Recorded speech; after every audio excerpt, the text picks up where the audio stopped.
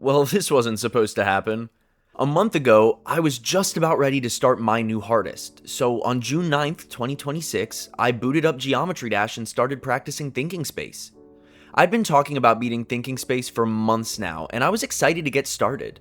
The session started out well as I got 92 to 100 in the first 10 minutes, but after moving my start pause back to 90%, I realized that it might not go so smoothly.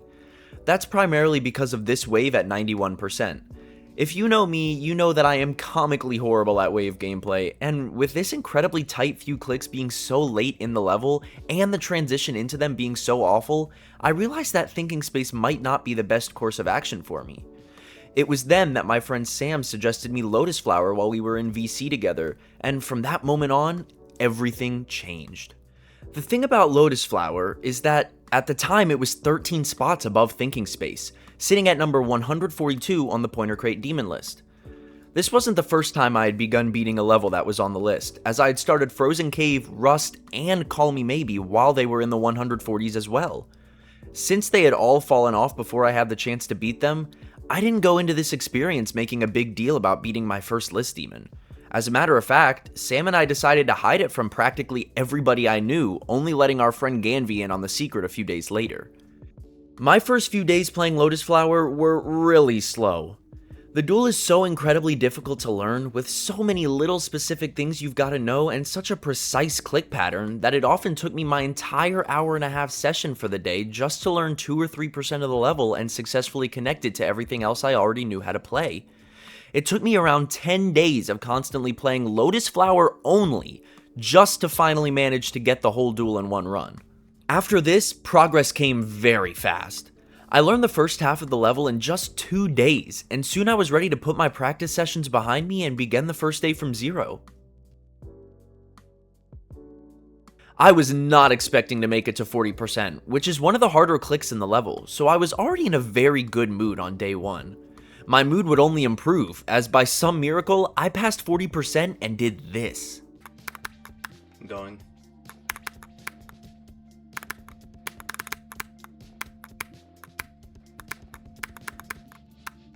I did it.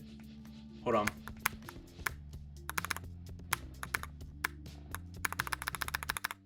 $58. Dude. I managed to get an insane run of 58%, dying to one of the hardest choke points in the level and somehow getting the level in 2 runs already. Going into day 2, I wasn't expecting much. Having made it to what I considered to be the biggest choke point in the level at the time, I wasn't expecting to pass it anytime soon, especially since my run there had been a fluke from 40%, passing the entire difficult cube section on the first try. The thing about 58% is that your alignment going into the gap is different every single time, making it incredibly difficult to build muscle memory for and essentially requiring you to figure out the timing in a completely new way every time you make it there. Because of this, even if I did manage to get back to 58%, I was not expecting to pass it like I did on day 2, where I got a crazy new best. This new best was arguably even crazier than my 58% new best, because I fluked past this entire section. At the time that I got this new best, I was really struggling to make 65% consistent. Because I was keeping my eyes firmly on the ball to make sure I got the timings right, I often let the ship run into one of these 2 spikes because I either held too long or released too early. Since I hadn't built up enough muscle memory for this part by day 2, I wasn't expecting to pass it anytime soon. It was at this point that I realized just how doable Lotus Flower was, and began to wonder if I could maybe beat this before it fell off the list. My main worry prior to starting Lotus Flower had been the 9 levels that were being placed on the demon list in the month of June, but after both Blitz and Glungus Adventures placed below at 148 and 147 respectively, I realized that I might have a chance after all. Day 3 was even crazier. I got multiple duel attempts, but one of them stood out. Somehow, I managed to pass 58 and 65% again, and I got this run.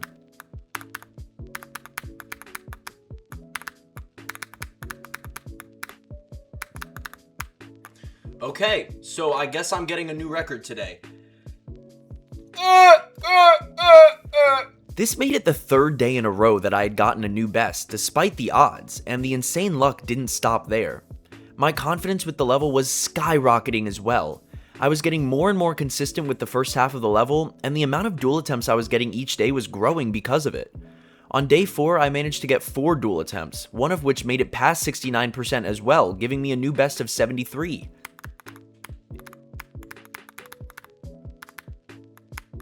No way! No way! On day 5, I improved that best with an insane best of 80, making it to the final duel for the first time ever from 0.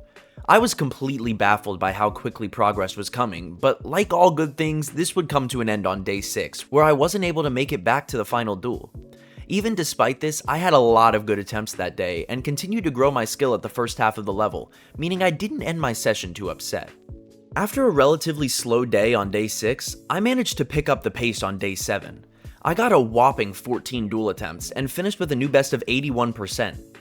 I even made it back for another run of 81% the day after.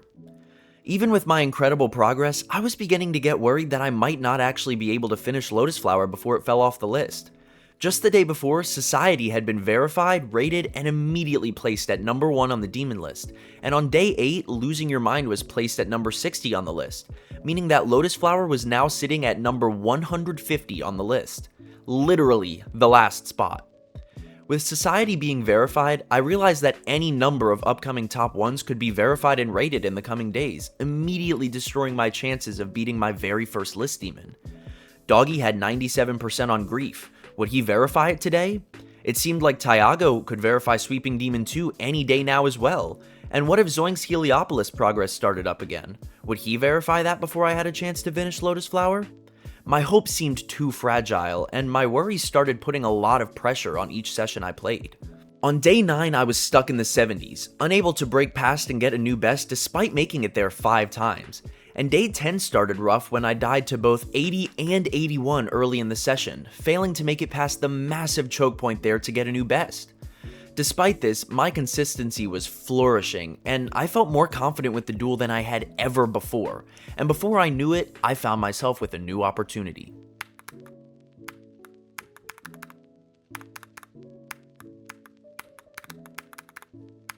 Dude, oh my gosh. This click is the final choke point in the level. Beyond this, the difficulty lightens up a lot, so long as you can manage to control your ship as well as your nerves. So this gave me a huge boost of confidence. I hadn't expected to pass this on my first attempt, but now that I had made it here, I realized just how close I really was to finishing off this level for good. Of course, that wouldn't necessarily be the case for me.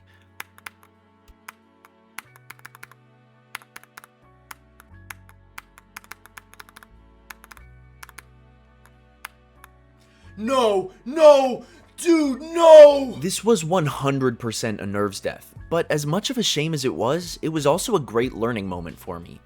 The pressure of passing 84% was crushing, especially with all the additional outside pressure from the demon list.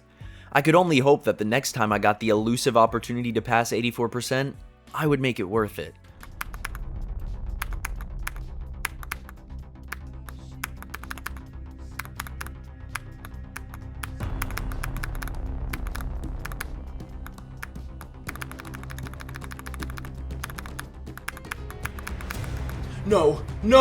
No, dude! Yeah, so maybe the nerves got to me again. And maybe I died to 84 an additional 3 times that day as well. Day 11 was a rough one, and day 12 didn't start much better. I was completely unable to make it anywhere, and on the first few attempts that I actually made it to the duel, I didn't get far at all. For the first hour and 10 minutes, I had just 4 attempts to the duel, and of those, just 1 made it past 69%. It was looking like day 12 was going to be a total bust, until suddenly I began to pick up the pace. In just 20 minutes, I managed to get runs of 84 as well as 88 twice, falling to 2 more nerve deaths before I finally pushed through and did the impossible.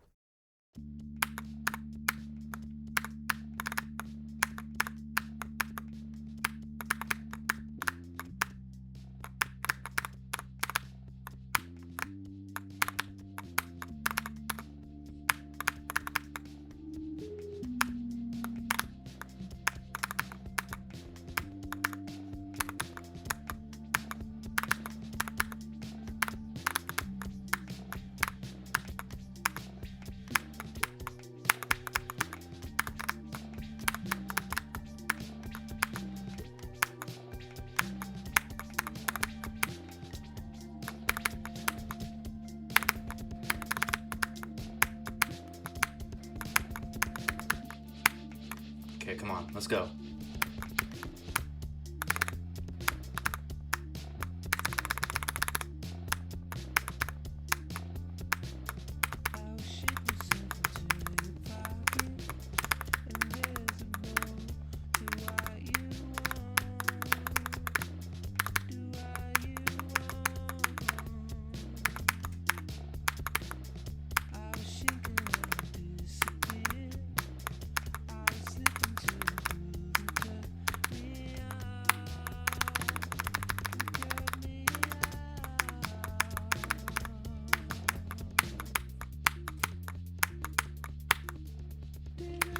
Oh my god! Oh my god! Oh my god! No! No way! And that is how I beat my first list demon, pulling off a feat that I would have considered impossible just 2 weeks earlier.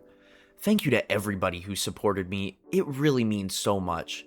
I'd also like to give a special thanks to my friends Sam and Ganvi for keeping the secret and helping me make this such a memorable experience, and the Pointer Crate Demon List for being so easy to work with and giving me my first ever list record. With that being said, have a great rest of your day, everybody. Bye.